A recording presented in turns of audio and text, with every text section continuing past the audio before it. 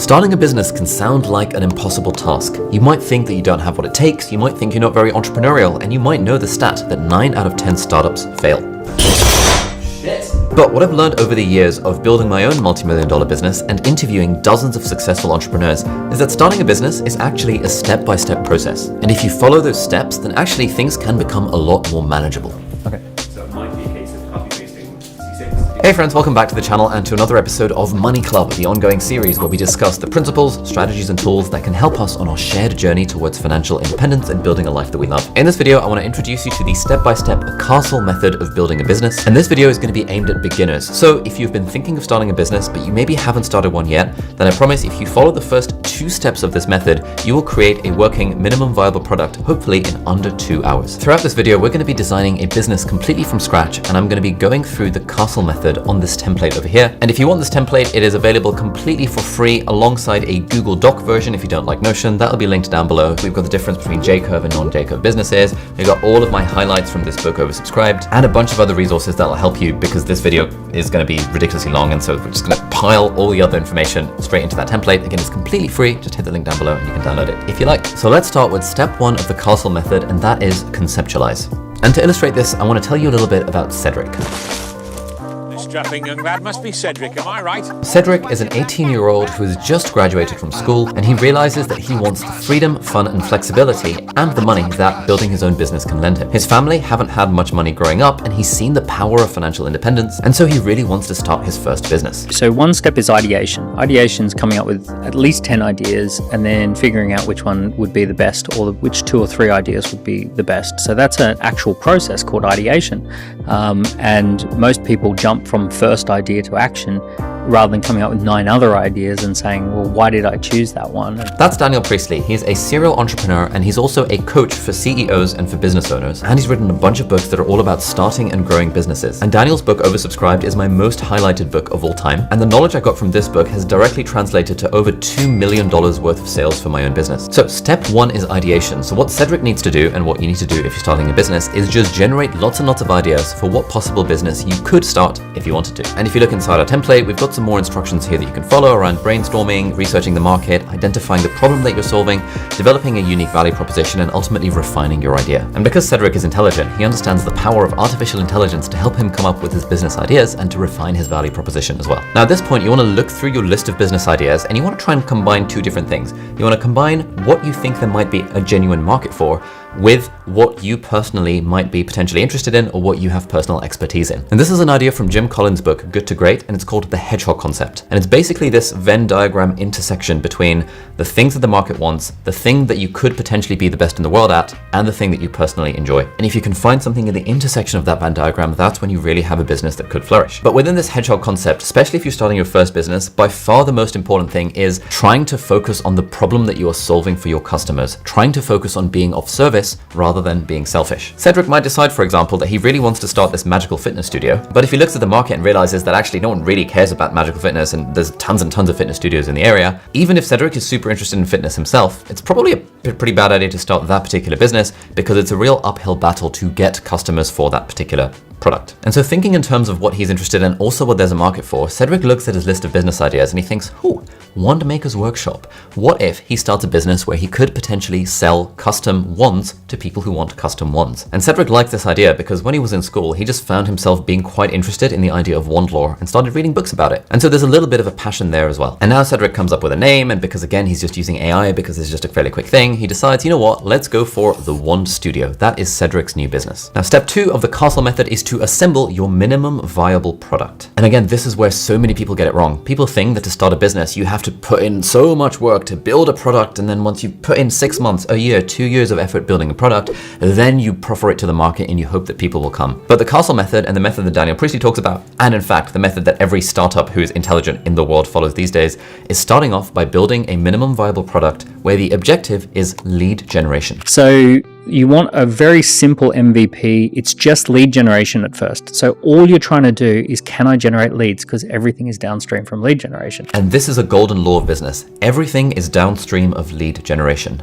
If you cannot generate leads for a business, there is no way in hell you're ever going to be able to generate sales for a business. And a lead is basically any indicator of interest. So the point of your minimum viable product, your MVP, is to generate those leads. And the way you get those indicators of interest from the market is by giving away something of value for free and seeing if people are potentially interested in it. I personally recommend giving the thing away for free rather than charging for it, because if it's free and you can't get people to sign up for it, there's no way in hell you're ever going to be able to get people to pay you for anything. So what are the MVPs that you can create for free? Well, there's a bunch of different options, but there's two that I would recommend, and that is either a scorecard or a free webinar. So in the case of One Studio, they could, if they wanted to, create a free webinar, and they could do it on wand making techniques and on the history of wand making or something like that. Let's say you don't want to do the one thing and maybe you want to start a business offering financial services. Now, you probably wouldn't just go to the market and say, hey, buy my financial services. You might offer a free webinar that teaches people about the current trends in the finance markets. And because it's free, people are more likely to sign up for it. You've got your indicators of interest, you've got your lead generation, and you've validated your business idea. So it doesn't take long to put one of these webinars together. And again, in this template, we've got a bunch of different tools that you can use to schedule them completely for free, and you can use that as a way of testing your business idea. But one thing I've started to use recently in my business is to create scorecard minimum viable product. Now, my scorecard is basically a glorified online quiz.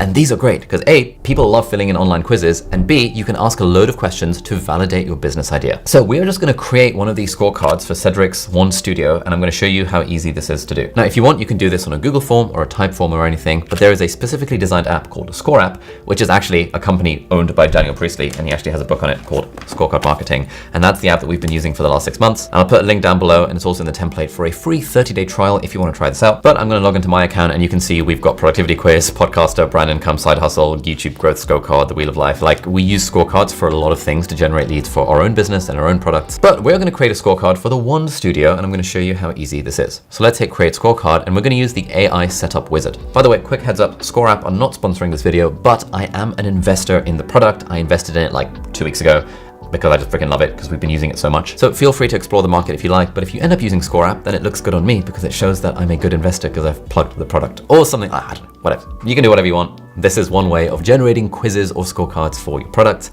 but you can use dozens of other software as well if you really want. Anyway, I'm going to create a scorecard. So my primary goal for the scorecard is to generate new leads. And I actually think something like a which wand is right for you scorecard would make perfect sense. So I want a single outcome. I want to tell the customer what wand type they're going to go for. How would I describe my business? Custom wand. How would you describe your target audience? Harry Potter fans, cosplay enthusiasts, magic show performers. Yeah, let's call it Harry Potter fans. Why not? What do you want to help your clients improve, achieve, or prevent by using the scorecard? Find your perfect wand match is pretty good. Now choose what you'd like the possible outcomes to be. Here are some suggested categories. And let's keep it at 3. We're allowing people to either end up with dragon heartstring, phoenix feather, or unicorn hair, just to keep things simple. Next, phoenix feather, bravery and courage above all else, fierce loyalty, and let's go justice and fairness. Why not? That's for phoenix feather. Gave another feather. Just one other. Okay, good. So I've got my single outcome, find your perfect wand match, dragon heartstring, phoenix feather, unicorn hair, 9 questions, create my scorecard. Let's see what happens. Discover your perfect wand match with our profile test. Answer 9 questions, we'll send you a personalized report. Sick. All right, let's go take the scorecard. Boom. Enter my details.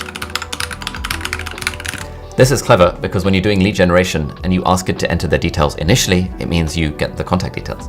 So it's nice. Obviously, there's like consent and all that kind of stuff, which you can ask for at the end of it. Do you have a strong desire for power? Yes. Do you believe that the end justifies the means? Hell yes. Do you believe in loyalty above all else? Yeah, why not? Do you value honesty and integrity? Nope. Do you believe in second chances? Hell no. And are you compassionate towards others? Lol. Absolutely not. Congratulations on finding the perfect wand match. Dragon heartstring, this is your profile. And now when I was doing this in the screen recording that didn't record, I adjusted this text to basically say, create a custom call to action. Are you interested in a custom wand? If you'd like to order a really nice, beautiful custom wand, let's jump on a quick, no obligation, 100% free 10-minute Zoom call. And if you want, you can use something like Calendly. But Calendly is really good. You can literally just get people to hop on a 10-minute Zoom call with you and it's completely free. But literally in a very small amount of time, we have created a minimum viable product. And this is where so many people go wrong with businesses. I have seen so many friends and colleagues try and start businesses where they try and charge people from day one. Don't charge people from day one. Offer them something for free. Create a minimum viable product because everything is downstream of lead generation. Now, once you've made loads of money by using a business like this, then you're going to need some way to invest that money. And that's where the sponsor of this video comes in, and that is Trading 212. Trading 212 is a fantastic online platform that offers 0 commission investing and also fractional shares. And it was actually the first platform in the UK and Europe to offer both of these services. I've been using Trading 212 since last year to manage my own personal stock portfolio. And one of the things I love about it is the fact that you can auto invest, which means every month you can put in X amount of money into your stocks and shares portfolio. And the other really cool thing about it is that they've got these social pies. Now, social pies are interesting because basically loads of other investors have created pies of stocks and shares or funds or a little basket of investments. And you can look at what these pies are and you can compare the performance of these different pies and look at who created the pie. And then completely for free, you can just copy and paste the pie into your own account. And so you can copy the exact asset allocation of all these famous investors. Now, as you guys know, if you've been watching my videos for any length of time, I prefer to generally invest most of my money into broad stock market index funds like the S&P 500, where I have the vast majority of my net worth. But I do keep some amount of money aside to play around with individual stock picking, and that is where I personally find Trading 212 and the social pies feature particularly helpful. Trading 212 is also great because if you're not yet fully comfortable with using real money to invest, because of course your investments may rise as well as fall, then they've got a whole way of investing using fake money, where you can just use fake money to invest in the real markets, and you can see how you would have done had you invested real money, and then whenever you're ready, you can just switch to the real money version of the app. Now, if you're interested in potentially signing up for Trading 212 to start or continue your investing journey, then head over to the link in the video description. You can download Trading 212 on the App Store, and if you enter the promo code Ali in the promo code section of the app, then you'll get a completely free share with a value of up to £100. So thank you so much Trading 212 for sponsoring this video, and let's continue. Now we are on to step 3, which is shape your product towards product market fit. Product market fit is adjusting the product to meet the market. So you imagined the product would be red, but everyone wants it in blue.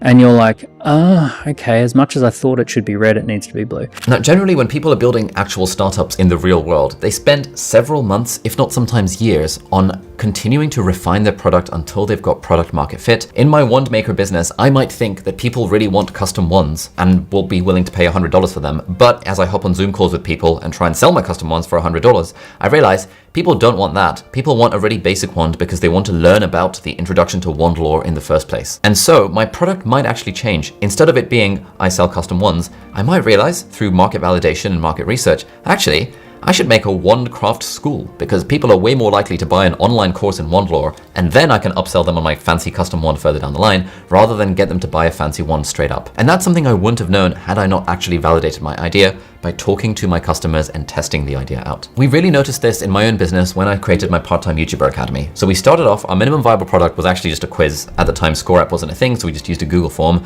We asked people, when it comes to starting your YouTube channel, what's your biggest challenge? Now, the product I had in my mind, I thought I was gonna make a course that taught people with over 100,000 subscribers how to scale their systems and delegate and hire a team and build a business around their YouTube channel. But when we put the scorecard out on my email list and on Twitter, turns out 99% of people had not even started a YouTube channel in the first place, and like 0.01% of people that filled out the survey had more than 100,000 subscribers. And so that was completely like, whoa, shit, okay. I thought I was building a product for a tiny, tiny, tiny component of the market, which is what they needed. But turns out, actually, my audience is broadly full of noobs, no offense when it comes to YouTube. And so the product molded to become way more beginner friendly, because in my mind, the product was very different, but what the market told me was something else. And so we got product market fit, and then the Part-Time YouTuber Academy ended up being a multi-million-dollar product. Now, there are some other caveats here, like this is a really, really huge topic, how to start a business. I want to talk about J-curve versus non-J-curve businesses and what type of businesses that you should start, but this video is going to be way too long for the algorithm. Maybe it's probably still too long. And so all of the information that I want to say is now inside this template. Again, it's completely free. There's a link to my website down below. You can just download the Notion template. So that will give you the 5-step castle framework and also way more information around the other stuff that I couldn't quite squeeze into this video because we have to keep to time. Step 4 is to launch your product, i.e. go to market. Go to market is once you've got product market fit and now you're ready to launch and you're ready to put marketing firepower behind your product. And at this point, you might be spending money on paid ads. You might be hiring influencers like me to shill your product on their YouTube channels. You might be going out and, I don't know, old school knocking on doors and like trying to sell the product to people. You're doing that kind of stuff to get more people in because you've validated your idea and you've molded your product based on a small number of customers that you had early on. The other thing that triggers every single sale is a combination of emotion, logic, and urgency. So and I've found that all businesses are only really naturally good at one. So some businesses naturally are good at generating emotion in their customers, but not logic or urgency. Some businesses are really good with the logical side of why you should buy, but they're not very good at the emotion or the urgency. And great businesses, they understand how to do logic, emotion, and urgency in the right doses. So a company like Apple, for example, is really good at all of these different things. They create logic because it makes you feel like I'm buying the new iPhone for a reason because of all the marketing materials that say, oh, hello, the camera is X% better than last time. They create emotion because all of the stuff in the Apple keynotes and the ads make you feel an emotional sense of like, I really need to have this iPhone so then I can be a cool person. And they create urgency by allowing you to pre-order even your pre-order because you know that the new iPhone is going to sell out, and therefore there's a sense of like, oh, I need to have this now rather than further down the line. And then step 5E is expand and scale up. Scale is multiple locations. Now we're going to go out so we might start in London and then go out to Los Angeles and New York and different locations. So we're going to go scale is normally new products, new markets, new territories. This is a place where very few people get to because very few businesses actually get to the point where they even launch because people get hamstrung along the way by not giving things away for free. And scale is basically multiple locations, multiple markets. This is stuff that I am just now dipping my toes into, but I'm nowhere near an expert on it, and so I don't really want to kind of over-egg my expertise on this particular area. This is where it's really helpful to have a CEO coach or a business coach.